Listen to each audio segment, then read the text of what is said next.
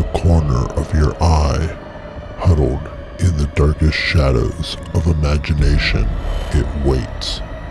Now is the time to face the fear. Welcome to Horror Lasagna. All set? Yep. Did you enjoy Event Embrace Horizon? the trepidation. We'll talk more about it. Okay. But, okay, so, we'll just start there. We'll just, boom, Sure. our bonus episode. So did I enjoy Event Horizon, you asked? That's the thing. Was it horrible and bad? No. It's 25 years old, so that shows. It is.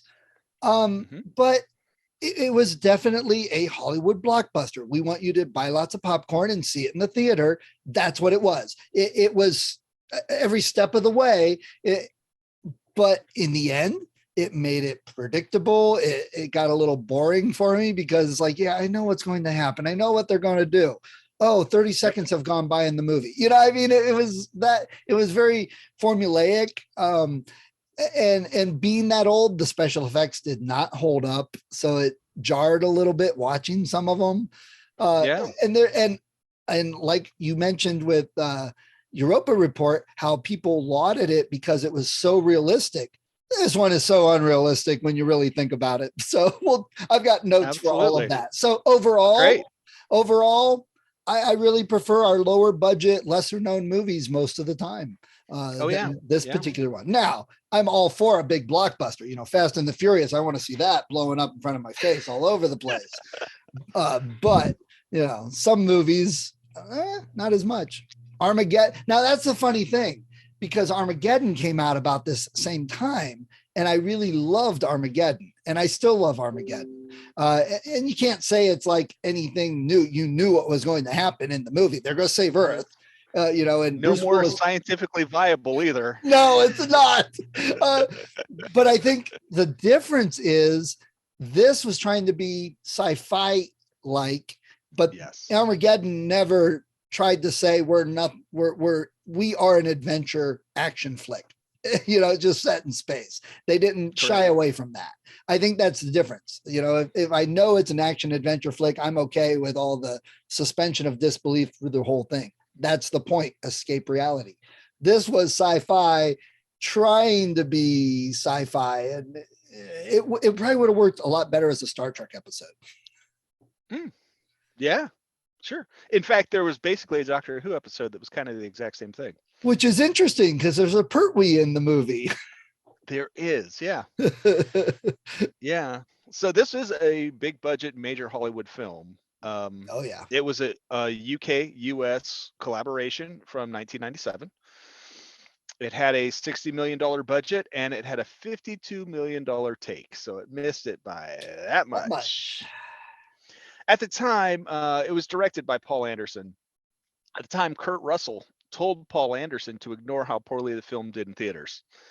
And Kurt Russell said, forget about what this movie is doing now. In 15 years' time, this is going to be the movie you're glad you made. Now, that being said, despite what you or I might think of it, this movie is a cult classic. Oh, yeah, it definitely is. There's a lot of people who love this film. Which is interesting. So, yeah. Because it's interesting because there wasn't anything in the plot that was super cool, unique, and different. Every part of it was stolen from everything else that you've ever seen. It was just rehashed from other stuff. Yeah. And at that, it still garnered 3 nominations for awards and 1 win at the Brussels International Festival of Fantasy Film. There's something to be said for familiarity. There is. So as we go through this, so this is a compare and contrast episode. The actual synopsis of Event Horizon and all that stuff that we usually do is going to be a lot briefer. Yeah. Well, you can figure out the plot pretty easy, so it's okay. What you're going to find is that you'll see as we go through this why it ended up like it did. So it was written by a guy named Phil Eisner. The biggest thing on Phil Eisner's list was Firestarter 2. So it's not like he has a whole lot of high-end credits to his name when he was writing this. And he said he wanted to write The Shining in space. Okay. At least I could see that. Yeah. His original concept was to have a ship that was haunted, and he wanted it haunted by aliens of some sort because of the way that it traveled. He also, for all you Uber nerds out there, he was a big Warhammer 40K fan. Wow.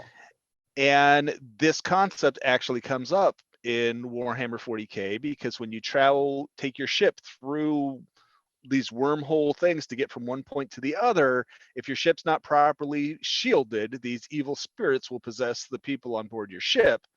And then, the people are now like uber violent. They don't listen to you, that kind of thing. So, I mean, I've never played Warhammer 40K. That's just what I've came across while I was researching this. So, it was directed by Paul Anderson. Now, Paul Anderson has some credits to his name, and I'm going to list them. And when you list them, think about what you were saying about how this is a big Hollywood blockbuster and it's kind of predictable. Okay. His first big hit, the one that actually got him the permission to do this movie, was he did Mortal Kombat. The first one way back when? Yep. Wow. Yep. Okay. He also did Alien versus Predator. Oh, wow. Okay. Resident Evil, Resident Evil Afterlife, Resident Evil Retribution, Resident Evil The Final Chapter. Okay. So I can see Event Horizon fitting in within that bunch of movies. Yeah, exactly. He turned down the X-Men to do this movie. Because Mortal Kombat, good or bad for both. I don't know. I don't recall Mortal Kombat being some massive blockbuster hit, but apparently it was. Oh yeah, the game people, it's still one of those. It's kind of a cult thing, but the new one was actually really good. I liked the new one. Well, and the success of that is why Paramount came to him and said, "Do you want to do this?" Now, this is a Paramount production, so it had a whole lot of power behind it. The cast that turned this movie down included Arnold Schwarzenegger, Tommy Lee Jones, Bruce Willis, Bill Pullman, Jeremy Irons, and Amy Brenneman. Wow. All these people wanted to be in it, and all of them either passed because they had something else going on or just didn't want to be involved in it. Wow. So to give the guy a little more credit, Paramount wanted this movie to come out. So they offered it to him. He agreed to do it. He didn't like the idea of the ghosts in the ship. He wanted it to be something more kind of demonic behind it. So he basically, and if you're wondering, the visit in this ship is the ship, and visit in this movie is the ship visits hell and comes back. Paramount rushed the production because what they wanted was a blockbuster film to come out before Titanic. And all politics. Yep. And Titanic was super delayed, so they needed something to fill that space. So he only had 4 weeks to edit the entire thing. And he edited the whole thing working 7 days a week over those 4 weeks. It only took 10 minutes start to finish for him to actually do all the filming and the post-production. It was filmed on a... Now, I was just going to say, now I will say, if I had seen this 25 years ago, when I was younger and movies were different, I might have thought different about it. I will give it that much. Oh yeah. But considering all the movies that have come in that 25 years, this one wasn't as impressive to me. He found a group of construction people who would build the sets for this. They found a unit just outside of London, and they used 7 sound stages at once. So these guys came on and in 4 weeks built all the sets they needed to shoot this on 7 sound stages. Oddly enough, the other half of that facility that they didn't take up was taken up by Eyes Wide Shut. Wow. So, okay. Very different films depending on which side of the wall you're on. If you got really drunk the night before and wandered onto the wrong set, you could be an eye opener there. Yeah. The cast, I tried to pick out just people who had like notable stuff in their background, thinking it'd be 1 or 2, but no, the cast's Lawrence Fishburne is in this, and Yeah. he's got 129 credits. He was in Apocalypse Now, MASH, Trapper John MD, The Color Purple, Nightmare on Elm Street 3, Pee-wee's Playhouse. I had no idea he was Cowboy Curtis on Pee-wee's Playhouse. I don't remember that either. Boys in the Hood, The Matrix, Mission Impossible 4. He was the voice of the Silver Surfer in Fantastic Four: Rise of the Silver Surfer. I remember that. John Wick 2 and 3, and Ant-Man and Wasp. So He's known. Yes, and people love Lawrence Fishburne, right? Yeah. Sam Neill plays Weir. He's got 147 credits. Not quite as many that you're going to know here in the States. The Hunt for Red October, Jurassic Park 1 and 3, the TV series Merlin. He was in Peaky Blinders. He was in Thor Ragnarok, and I love this. This is one of the things that I love about Thor Ragnarok. There's the scene where they're doing the play. Yeah. About how awesome Loki is, and in that, Loki is being played by the Bourne Identity guy. Yeah, Matt Damon, and he's not even credited for it. And Sam Neill is playing Odin in that. Yeah. So they have these big name actors, and they don't even mention them in the credits. Yeah. You're not even worthy. Yeah. He was also in the Peter Rabbit movies, and he's been on Rick and Morty. So that's Sam Neill. He plays Weir. Kathleen Quinlan plays Peter. She's been in 105 credits, including American Graffiti and I Never Promised You a Rose Garden, Independence Day. She was in The Doors. That made the list because I've just been watching that lately. Wow. Apollo 13. She was in the remake of The Hills Have Eyes from 2006 to go along with horror. And she was also in Horns, which, if you haven't seen, that's an interesting little thing. And speaking of, the movie Antlers just came out. You'd probably enjoy it if you haven't seen it. I have not yet. It was actually pretty good. Jason Isaacs plays DJ. He's got 49 credits, including Armageddon. Go figure. The Patriot, Black Hawk Down, Resident Evil. He's Lucius Malfoy from the Harry Potter movies. Jesus, I didn't even recognize. Oh yeah. Oh, wow. I know. Right. When I made that connection, he was in Elektra. He does a voice in Avatar: The Last Airbender. He's Admiral Zhao. He was also in Fury, Star Wars Rebels, and Castlevania. He does a lot of voiceover work, apparently. Yeah. Sean Pertwee Smith, he was in 120 credits. You're not going to know any of them except the Young Indiana Jones Chronicles and The Walking Dead. But he gets a mention because he's John Pertwee's son, and John Pertwee, the second Doctor Who. So, yeah, you got to give him props just for that. I did recognize him, so it might have been from Young Indy, but there might be something else on the list that I've seen him in, because I did recognize his face. Well, in my notes, when he actually comes on and speaks, I'm like, oh my God, he sounds just like his dad. Why didn't the doctor save him? There you go. Peter Marniker plays Killpack. He's got 130 credits, including Flash Gordon, Labyrinth, Young Indiana Jones Chronicles again, Judge Dredd. Did the voiceover for one of the dwarves in The Witcher 1 and 3, and he did voiceover in Dark Souls 1 and 2. So he's big into the video games. The original movie was 130 minutes long. Okay. Let that sink in for a minute. That's 2 hours and 10 minutes. Yeah. Which doesn't seem odd nowadays. Back then it was. That's why Lord of the Rings was such a big deal. Yeah. 2 years later. The original was 96 minutes. And the cult fans of this movie would love to see the director's cut, but they're out of luck because all of the footage was stored somewhere. All of the masters were stored somewhere, not unlike Doctor Who, those ones from the 60s, and it destroyed the net masters. It's been rumored there is a director's cut DVD out there that somebody had, but it's only video quality, and Anderson hasn't gotten a hold of it yet.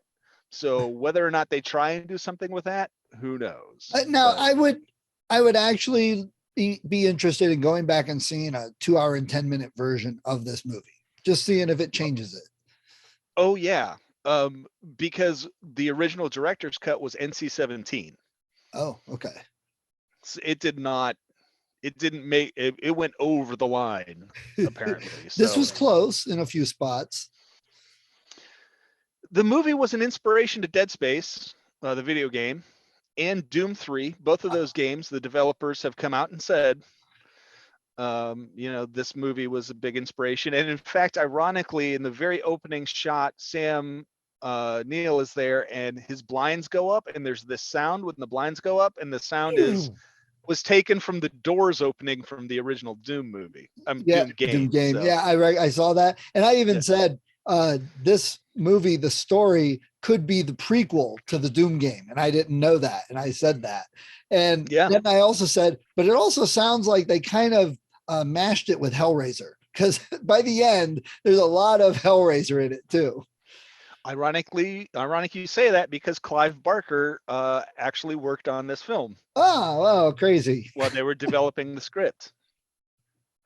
They claimed that the film seemed cursed. Well, of course. The spacesuits were 65 pounds. Oof. So inflexible, the actors couldn't actually sit down while they were wearing them. And there would be days where they would be in them all day long. So they had this like hoist type thing that would come in and they'd hook you in it. So you wouldn't actually have to be standing there the whole time. But they would have back problems when they were done shooting this. If you ever hear any of the actors talk about this, none of them speak about it in a good manner. I mean, they're not critiquing, the story or anything like that. They're just always like, yeah, we wouldn't want to do that again. The shot where there's the fire and the guy comes out of the fire, that actually caught the soundstage on fire. And in one of the scenes, the special effects went off. There was an explosion, and Sam Neill was too close, and it knocked him down and knocked him unconscious. Oh, jeez! Wow. So yeah, sounds like a rock concert. Kind of, yeah. So the movie opens up. They start off with a timeline right off the bat, which is a mistake for sci-fi movies. Always.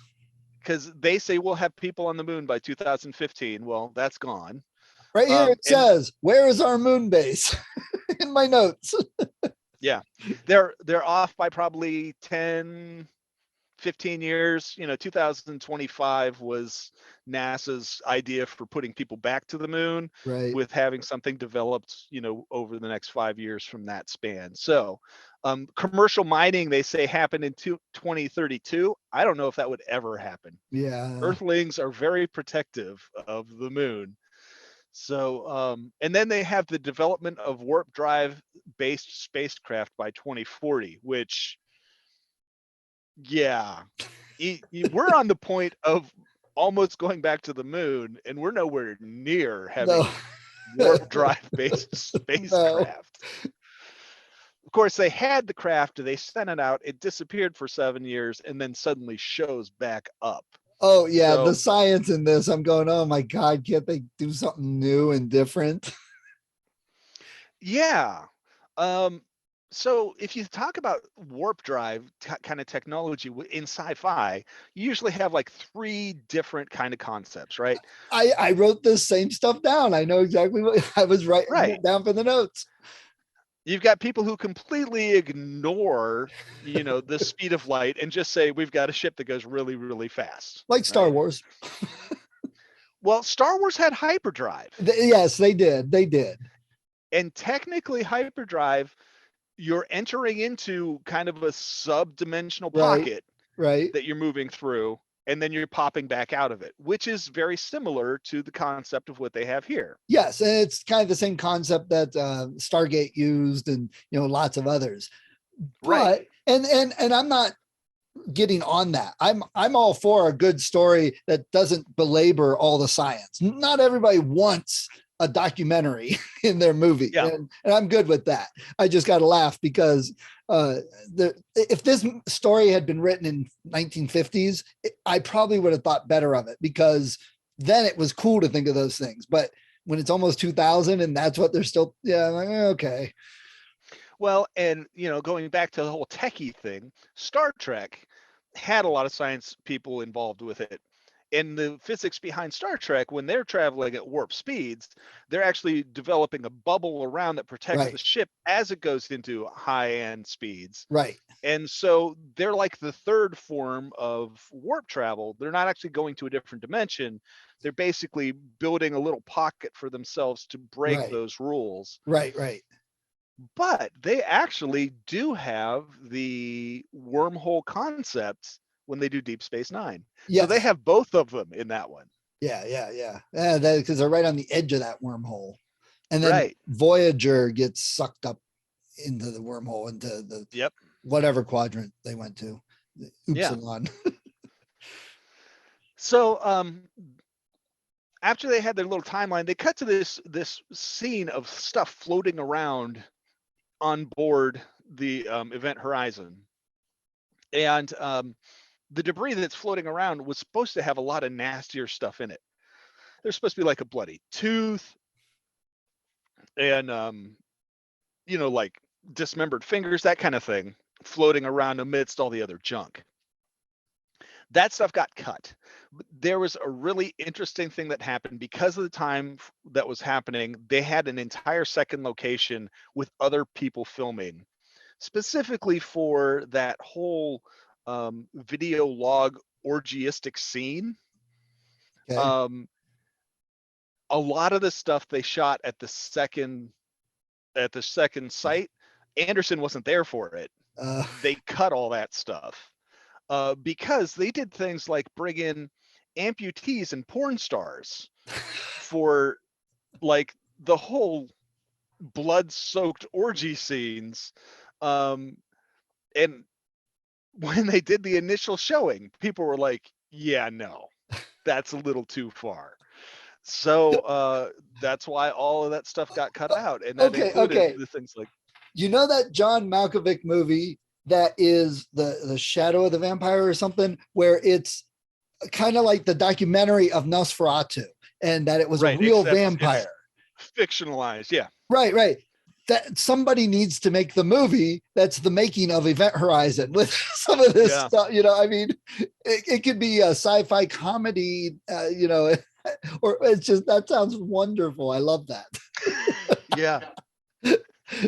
All right, bring in the amputees and the porn stars. Sam Neill, there's this shot right after that of Sam Neill waking up after having this bad dream, or this dream of his wife, who we get the idea she's no longer around. And then it pans back and he's actually on this orbital thing above Earth. That opening scene lasts for 45 seconds and it took a third of their entire special effects budget. Whoa. Yeah. Jeez. I really got to, the producers in this, I really got to question some of their judgment. Exactly.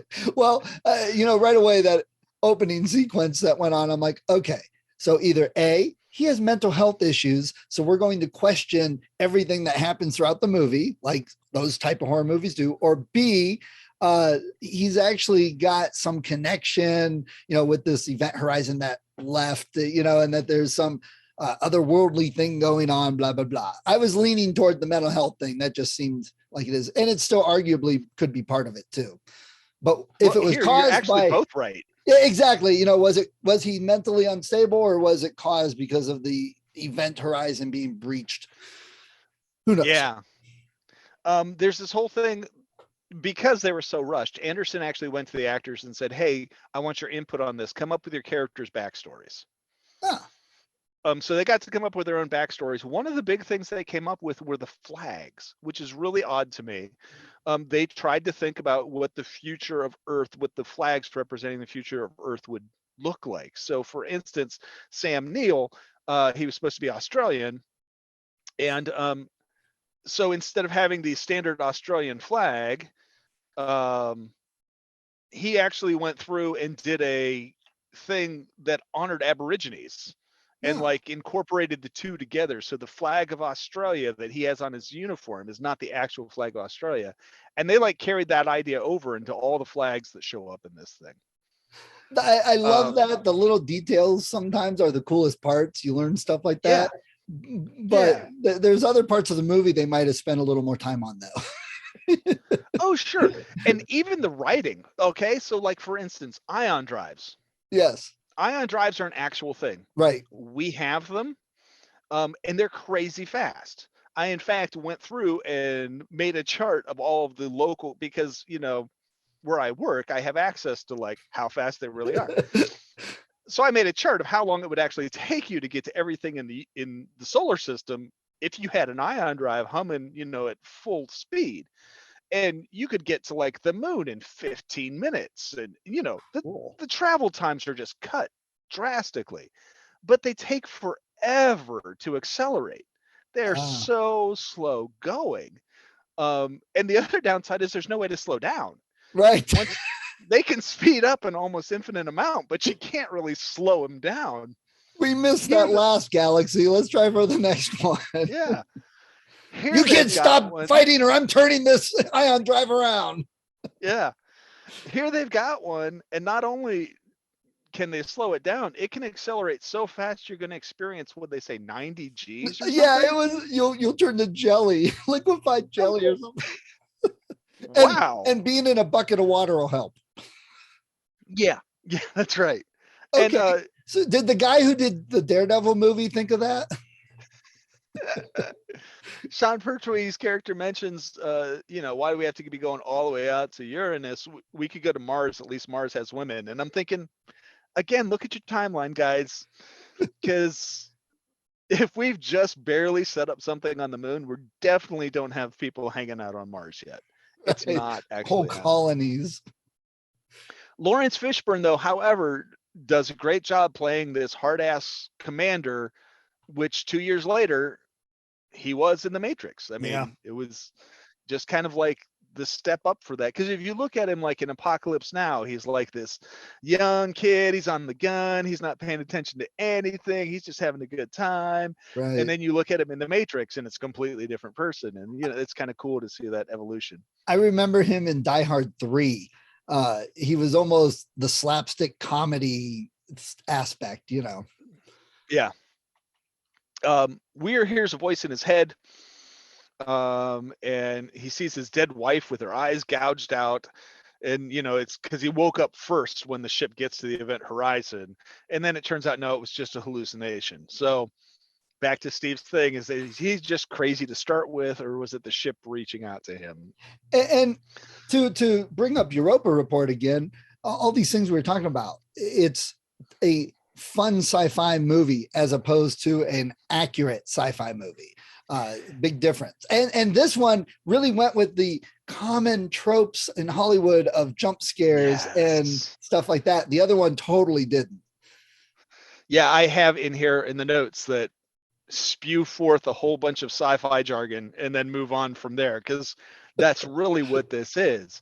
The whole crew gets together and they have like this debrief, and it's really just this excuse for all kinds of exposition, to explain stuff. So first they have introductions to everybody, and the characters are so stereotypical. Their introductions are like, yeah, I'm the guy who you're gonna hate and you're gonna love, and all this stuff. I'm like, okay, we get it.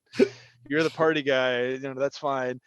And then you have the scientist who says something, and then Lawrence Fishburne comes back with a super hard ass response. And okay, well, so we're setting the captain up as this no nonsense hard ass guy. Right. And then the scientist's explanation, which is a whole bunch of sci-fi gobbledygook, which means nothing, and it doesn't mean anything to them even. But basically, it's we go through this other dimension to get somewhere else here real fast. Right.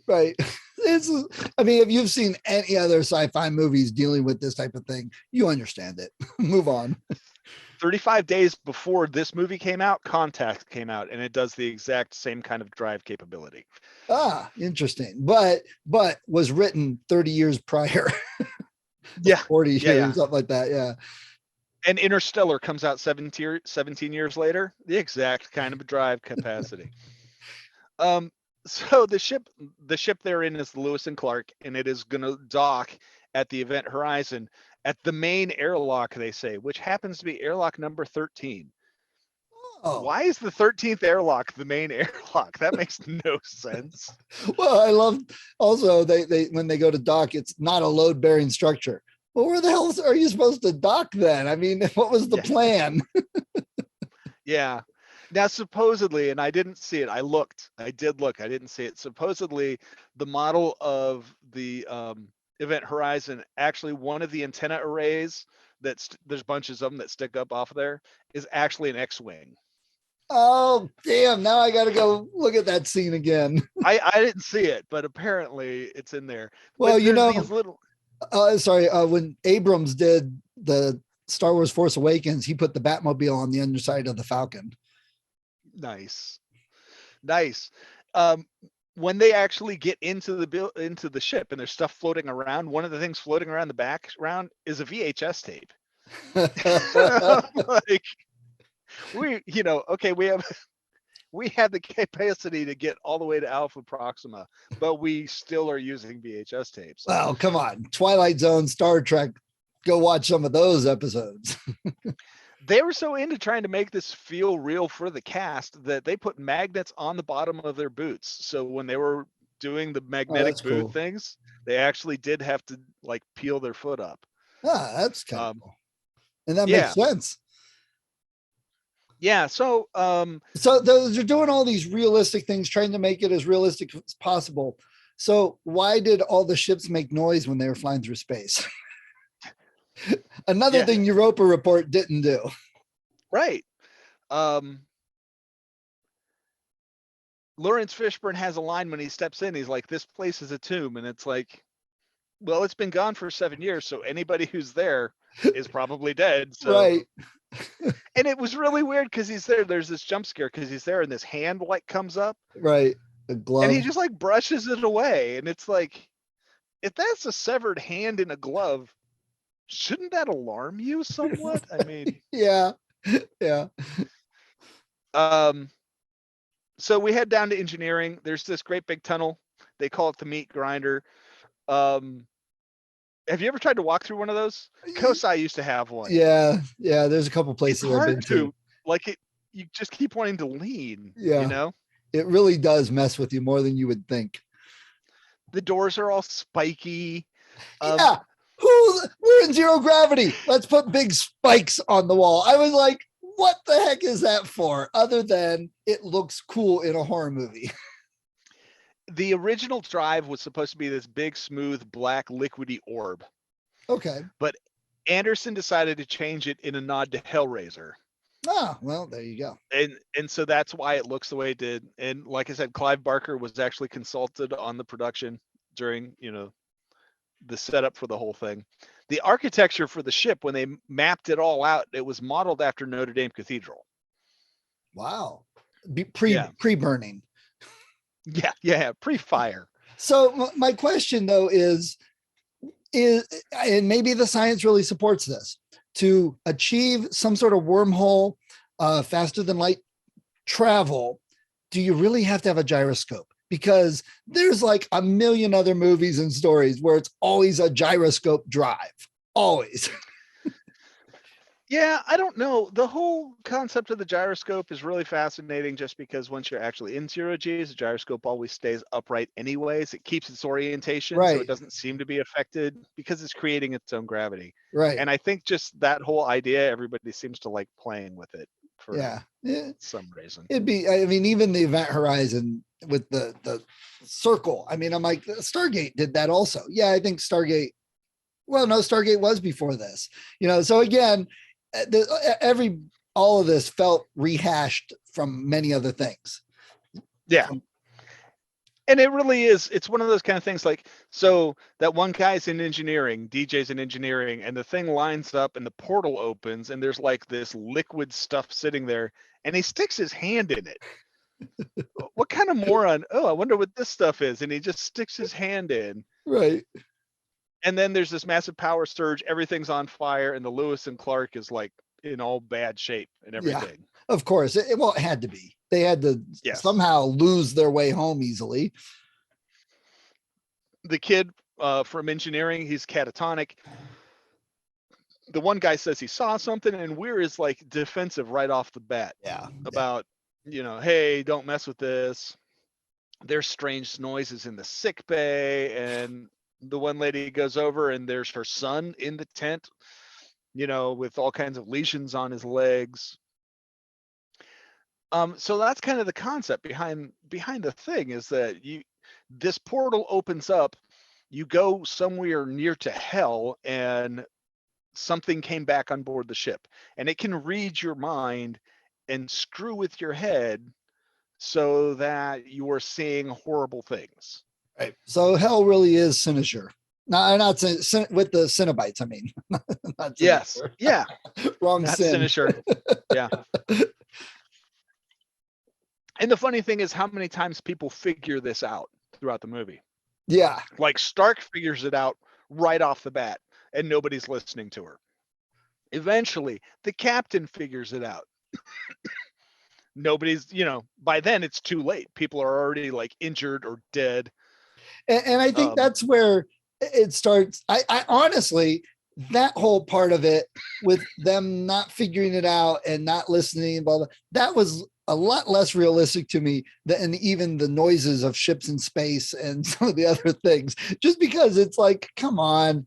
And again, 97 was a different era in movies, but it was just like, come on, it's like it's doing it just to drag it out. So I started to think about that. I was like, yeah, this was done in 97. But then I thought there were good movies that came out around that time. Yeah. Even good Seven. Yeah. An amazing movie, an amazing horror movie for you to watch. And it doesn't feel over the top, or, there's not like plot holes for you to fall into, just to keep the movie moving forward. You know what I mean? Right. Yeah. And, contrast it with Europa Report, that it never felt like it was contriving anything just to move the story. It seemed to go in a very logical pace of how they figured things out and did things, at least from a movie watcher viewpoint. So now let's start to compare the two movies. I mean, we could go through and, scene by scene with Event Horizon, but we don't really need to. I mean, everybody starts dying, things keep blowing up, and bad things happen. And go watch Hellraiser and play Doom, and you'll kind of put it all together. Captain sacrifices himself to save everybody else. Which, okay, if we're going to talk realism, whose idea was it to take this massive football length or longer ship, put explosives on the very long metal bridge so it separates the two parts, so you have so much debris flying around, the chances of any ship surviving and getting away are none. Yeah, we don't have any better way to uncouple the front with the back other than blow stuff up. That's exactly, I said the same thing. I said, there's no better way to do this. Yeah. I mean, I'm watching this going, that would destroy whatever ship was in front, whether ship was docked, it would just, everything, so much debris would be flying around. Yeah. The other thing that I really think is funny is that they blow it up and they're like in the upper atmosphere of, was it Uranus? Yeah, it was Uranus. Yeah, they're in the upper atmosphere and they blow it up and the drive side gets pulled down, but the top side doesn't. It like gets to escape that massive gravity well. Yeah. The only thing I'm not exactly sure how that works. The only thing I took there was that the back half had that connection to hell, and hell was reaching out and sucking it back down. That was the only thing I could use to explain that also. Well, hell is very heavy. So the heavy part of it falls back to the planet. Yeah. And how much atmosphere does Uranus really have? Because that looked like a lot of clouds there. Oh, it's nothing but gas.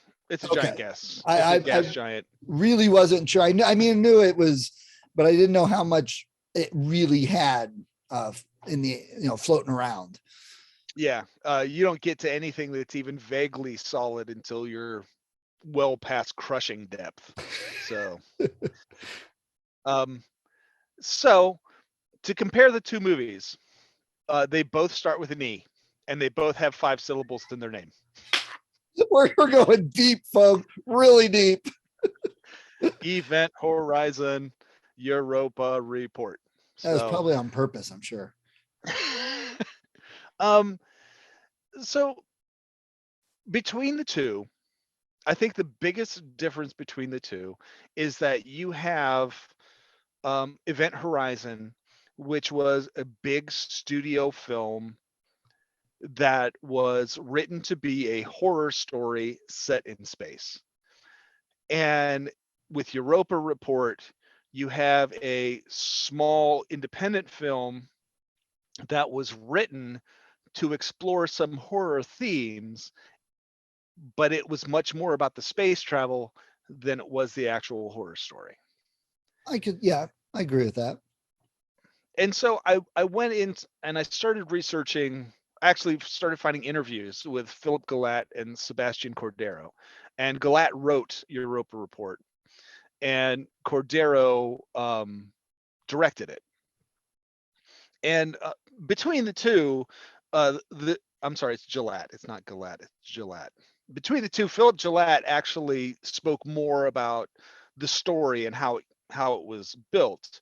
Cordero was talking much more about the actual movie itself. For instance, one of the things that he said was that he wanted an international cast, and he wanted good actors, but not necessarily big stars. And if you contrast that with Event Horizon, they went through and got big names, not as big as they were even aiming for. Right.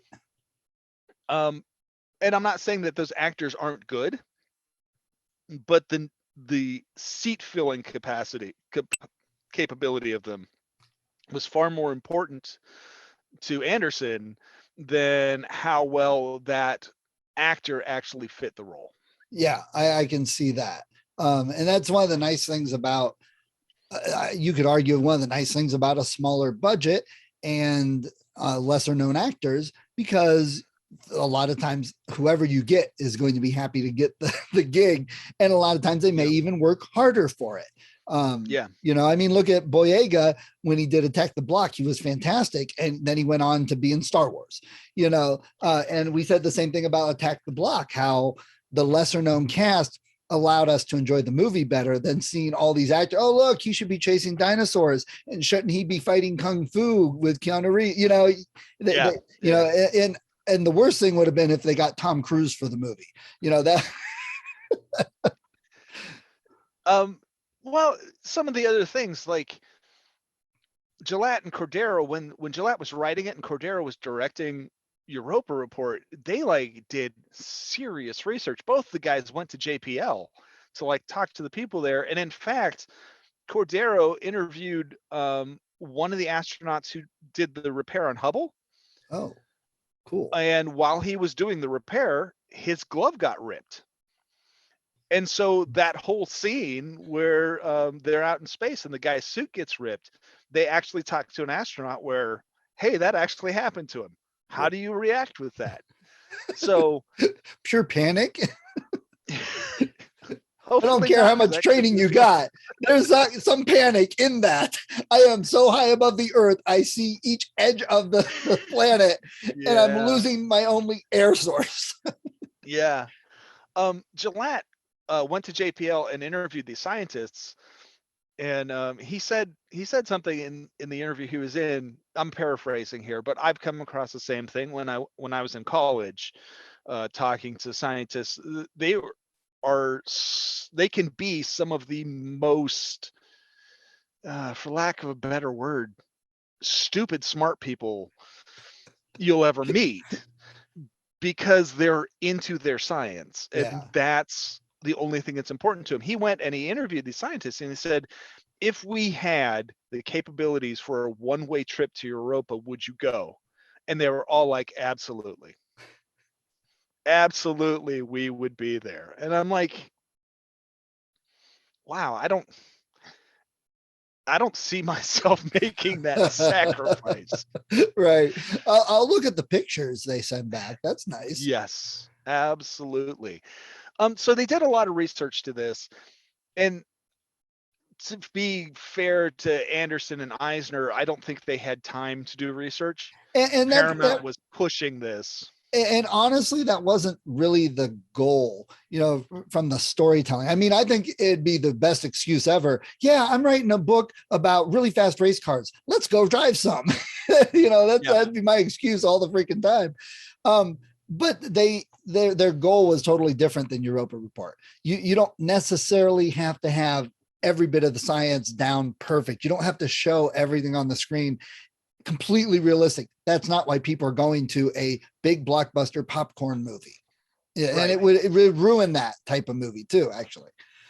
And I think Event Horizon, Eisner set off to do The Shining in space, and what he ended up with was Hellraiser in space. Yeah, it did have shining aspects.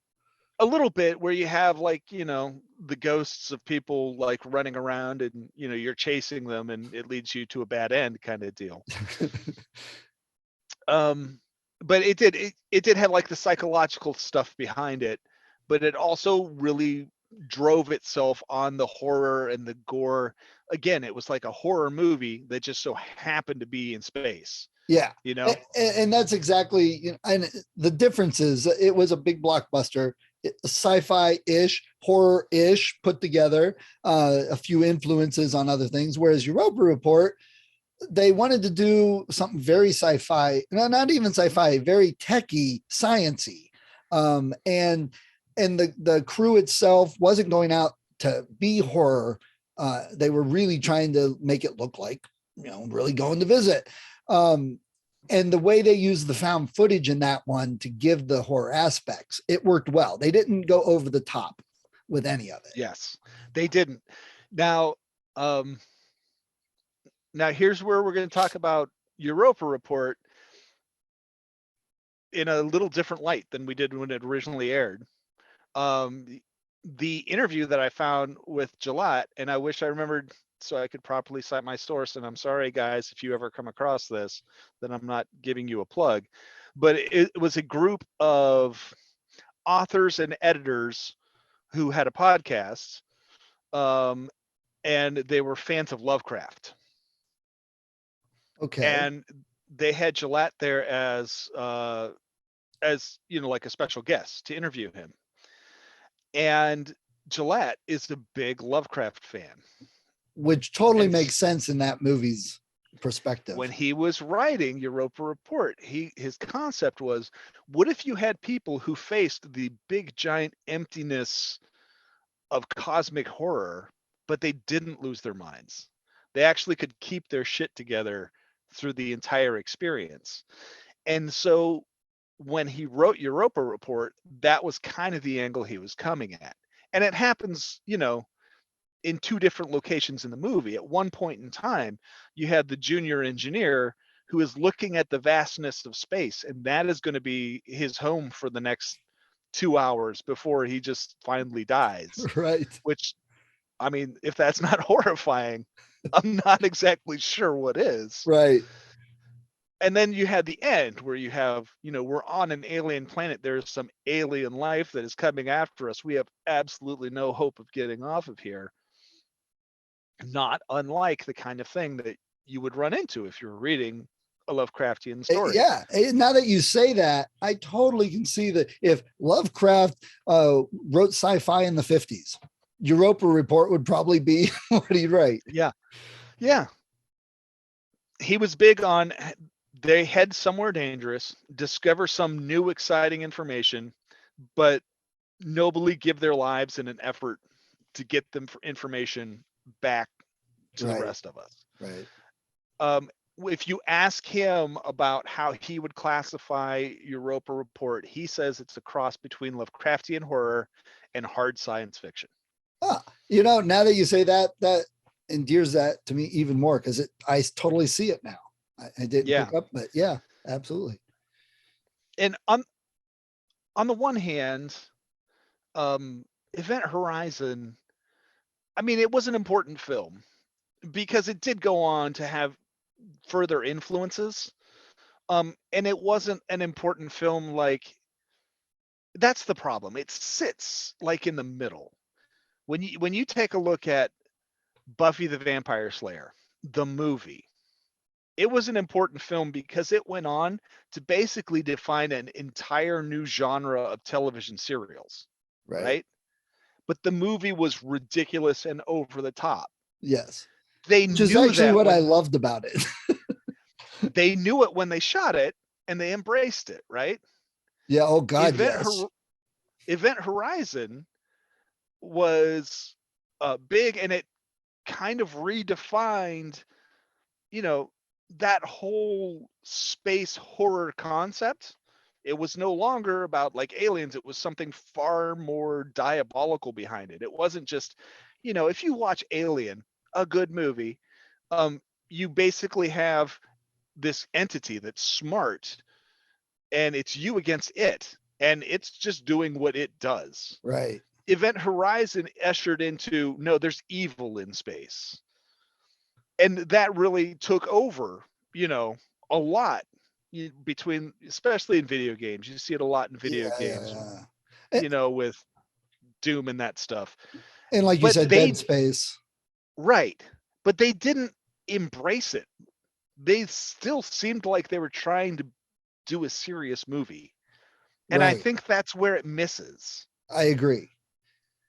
And what you're saying about from the historical aspect and how it's where it kind of started some of that's very true. And that gives it enough credit worthiness for some respect and all that, regardless of movies since then have done a lot of those things better. But that's how it always is, right? The first one isn't going to hold up compared to the guys that come after it necessarily. But I can definitely see that because, I mentioned Armageddon. Armageddon is, an action flick. It's just set in space, and ID4, another one where, there could be a whole lot of bad science in that, but nobody really cared. It wasn't why people. Right. Yeah.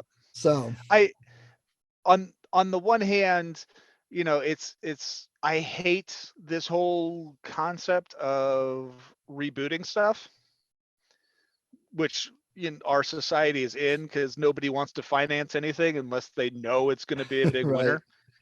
On the other hand, I would love to see what would happen if you took Event Horizon and you like redid it, and you gave people time, and you gave people enough advisors to be like, it's not just a horror movie, it's a sci-fi movie. And if it was redone, even with a smaller budget, I think it had potential to work really well. Yeah, I could see that. I could see someone doing a really good reboot of this and doing well. That'd be interesting. The one other comment that made me chuckle was the whole video they got with all that going on. That was some absolutely fantastic filters to clean it up that much. I'm like, wow.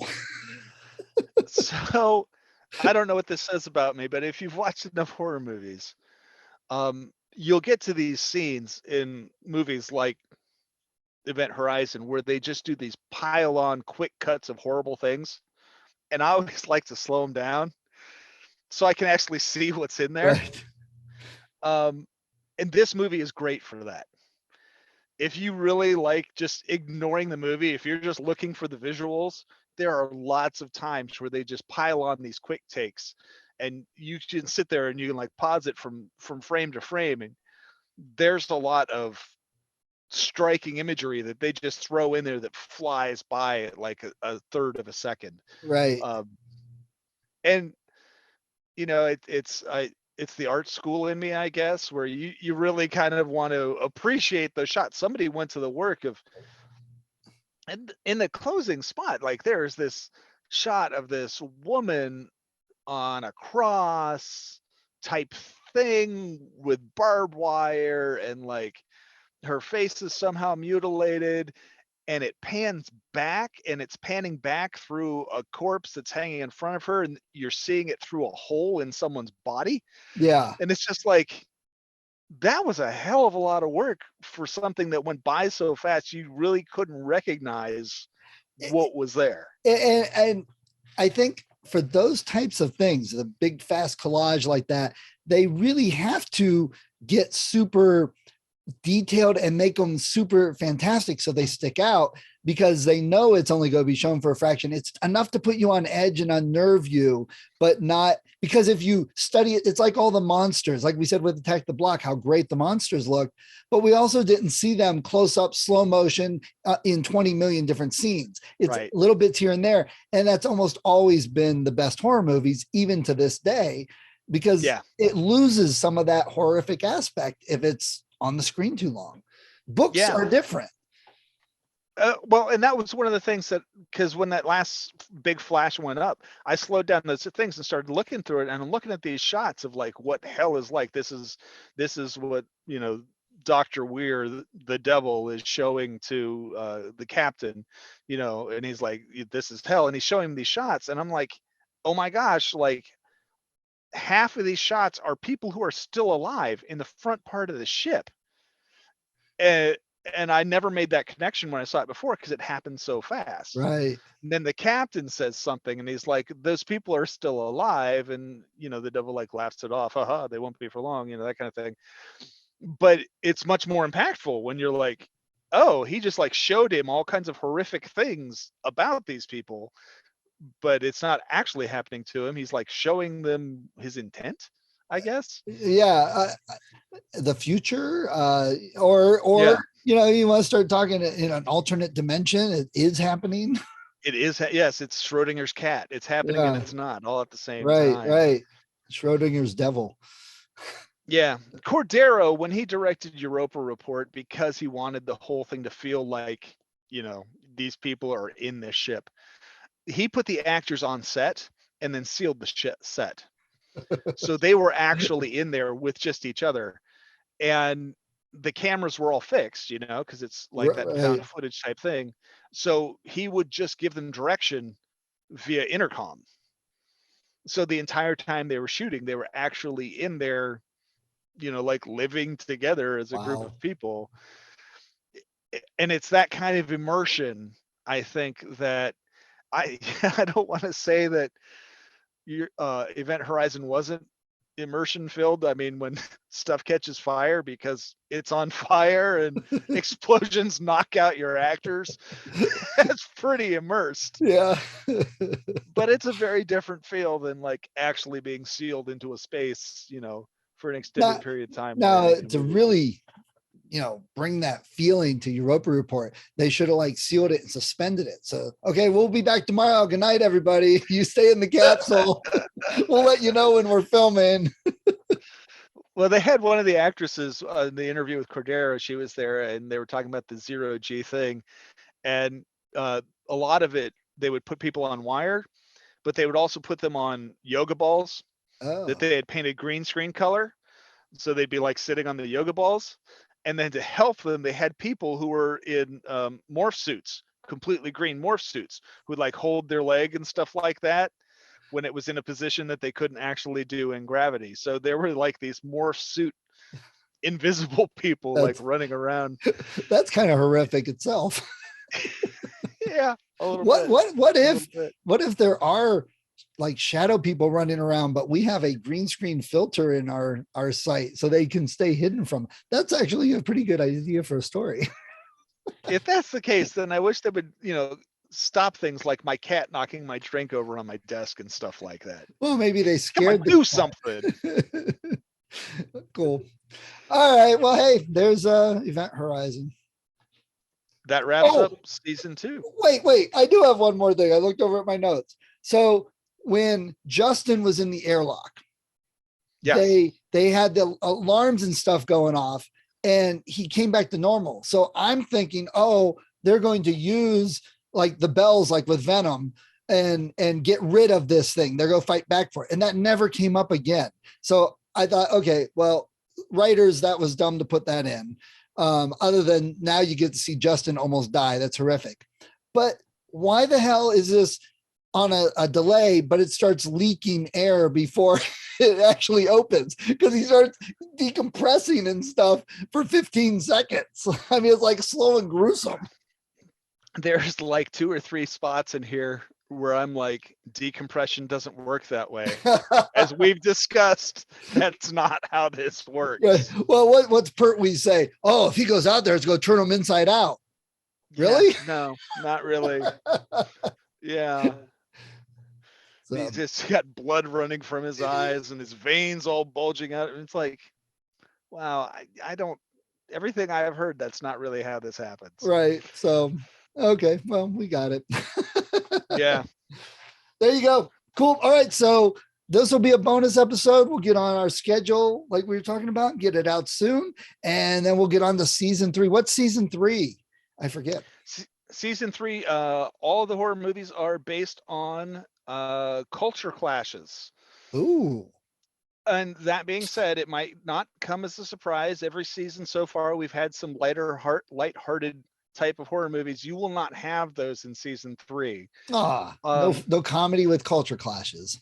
No, not so much. People tend to take this stuff pretty serious. But I mean, you know, if we have a good zombie werewolf vampire movie, that could have had. Yeah. Wow. Okay. Just by your reaction, I know where that's going. So, okay. All right. Okay. Well, we'll look forward to that and we'll start getting them out. Yep. Hey, man. Take it easy. The creature slips from perception. Pay attention. It will rise again.